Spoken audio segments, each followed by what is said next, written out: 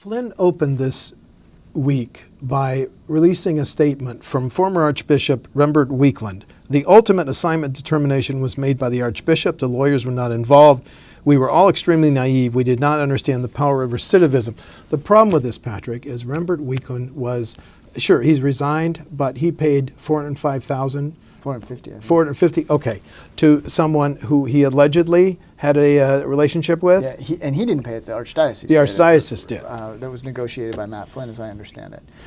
So and Rembert Weakland, separate from that, was in charge of the archdiocese during this time that there was this big cover-up of abusive priests, and abusive priests were moved around on a routine basis. The day that he releases the statement from Rembert Weakland, he has a 45-minute conference call with reporters where he's going over in detail as he's taking reporters' questions. I mean, it was a tremendously long news conference to talk about Rembert Weakland, how he thinks that he's a trustworthy person, how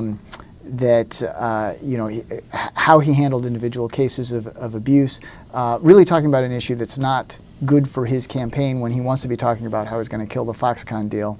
And then he gets sidetracked in that conversation where he rails against the elites in his news conference and saying that he's fighting the elites in both parties. And somebody asked, well, you put $140,000 of your own money, you're Yale educated, are you not an elite? And he talked about how he didn't like the victimology elite, and he didn't like people whining about money. Now, he was talking about people attacking him, but to use the phrase victimology elite in a conference call that is mainly about the victims of sexual abuse by priests was maybe not the greatest framing for that.